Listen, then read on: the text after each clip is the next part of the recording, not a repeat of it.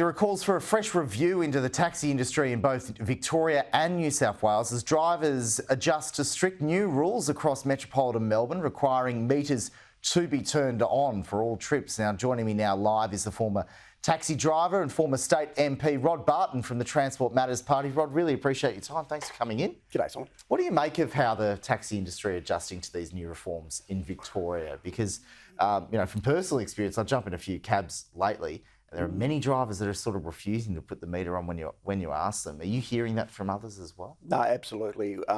You'll be surprised at the amount of people that are contacting us and saying this law isn't being adhered to. And I think the problem is that the government just thinks they've made this rule and that everybody's going to stick to it. Unless the regulator enforces this, it's not going to happen. How should it be enforced? Well, you can't rely on, and it's unfair to ask the public to contact the regulator, then the regulator will contact the driver, right? Because the driver will then say, didn't happen.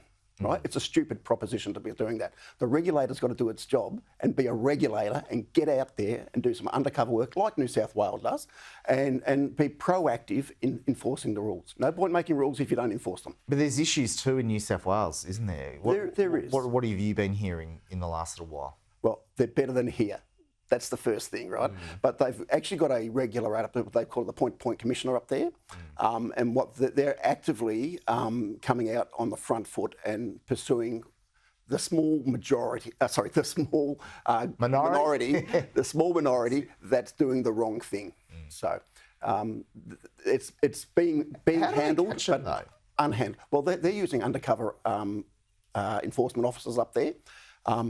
I can't recall the last time I've heard things of undercover operators here in Victoria. There was a thing about touting out at Melbourne Airport, which you know is a massive problem. And we couldn't even ask the regulator here in Victoria how many they booked in the last 12 months. They weren't prepared to say anything because I suspect there wasn't any. Do you think it's an issue with resources or an issue with powers they've got? Do they need more fund? The Taxi Services Commission in Victoria need more funding at all to try and get up to a level of scrutiny that, say, their New South Wales counterparts are doing?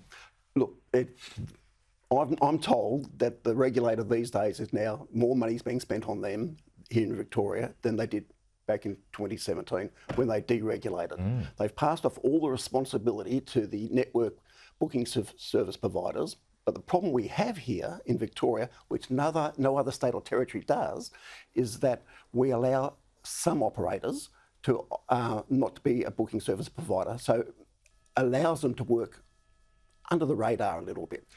What are the red flags for passengers? Like if you get into a cab and you ask for the meter to turn on, they don't turn it on, what should you then be saying to a driver to try and obviously keep a sense of safety, but also ensure you're not being ripped off?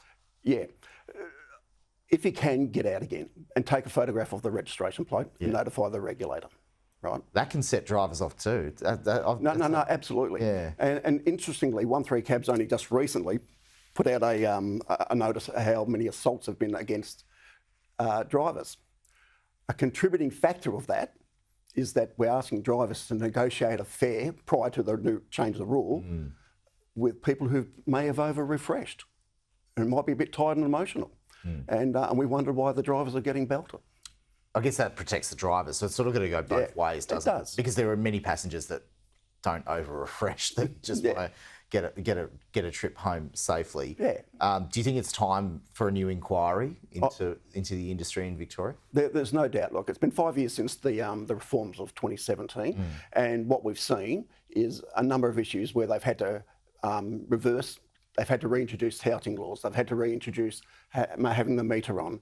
Right? We've now got a situation where there is a percentage of the taxi industry we don't know who's out there. Right? They're flying under the radar.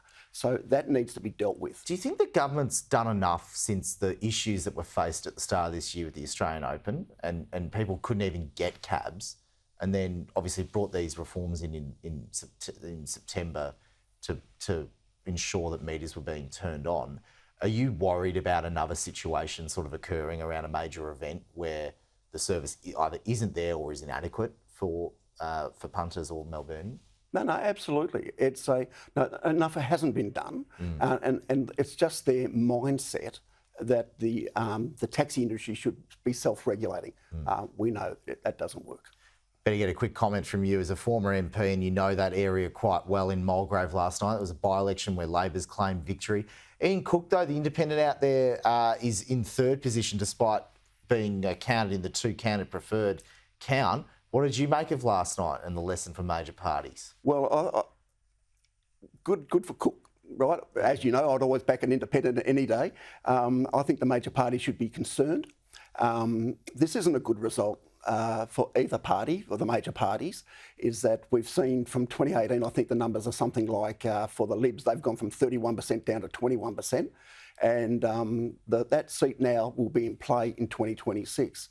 Now, whether Cook actually competes at that stage, he's saying he's not going to. Yeah. But that 10% swing against the government hasn't gone to the Libs. It's flying all over the place. So beware, I say, to the major parties. Here comes the independents. All right. Well, maybe we'll see you back running at some stage. Rod Barton, appreciate your time. Thanks for coming in. Thanks very much, Simon. Good on you, Rod Barton.